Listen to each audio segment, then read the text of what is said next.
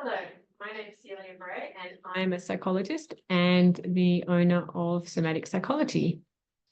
So, how many of you feel guilty if you get asked to do something by someone and you don't want to do it and you struggle to say no? You feel like, I don't want to do this. I know I don't want to do this, but I should, or I need to. And if you say no, you feel really guilty. If you say yes, you know that you're overriding your own needs. Now, I certainly know that that's something that I've done a lot of, and I still do at times. And it's really toxic to our mental and physical health to be not listening to our own needs. It's one of the key components of this internal war that starts to happen when we feel at odds with ourselves. You know what it's like? It's like internally your stomach's churning or your chest is tight and you're feeling like, I have to do this. It can even be dragging yourself to work.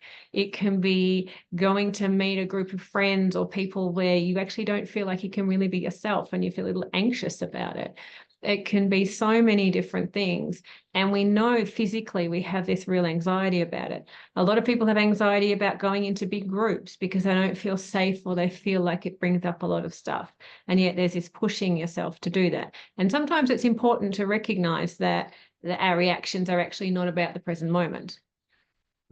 But it's still important to know what our body is trying to tell us and to be able to prioritize our needs. So Gabor Mate is a physician who has done a lot of research. And what he's noticed is that a lot of people who have autoimmune diseases or cancer, he says his belief is that they have been self-sacrificing for so long, they've been overstepping their needs for other people, and their bodies just are trying really hard to say you can't do that anymore. Their bodies end up at war with themselves. And when in my own personal practice, I've noticed that people with autoimmune issues, there is a common theme that they are not able to assert themselves with their own needs.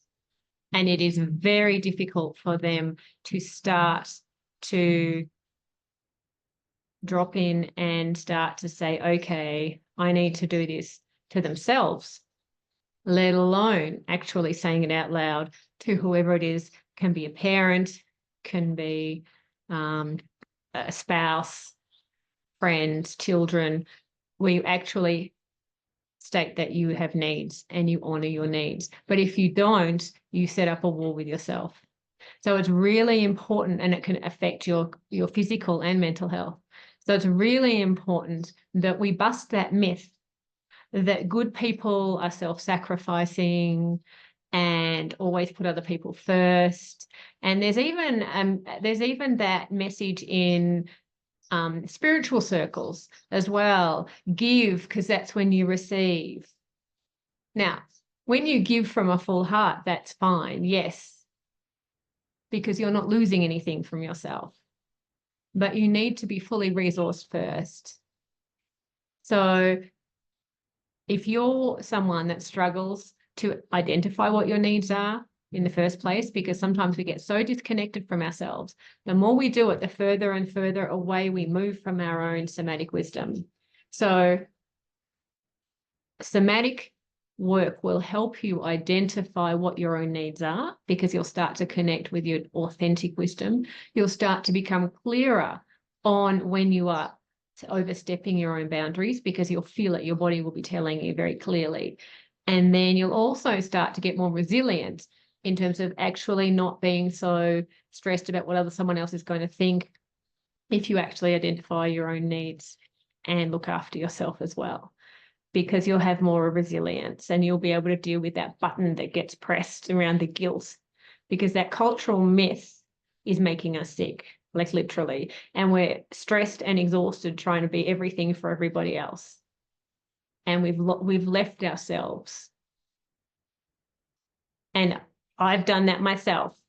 And I have hit the wall and burnt out a couple of times. And I remember there was one time when I was doing international development work in Kenya, and I suddenly had an image of myself. There was a part of myself that was really passionate about the work I was doing, and I was really excited about it.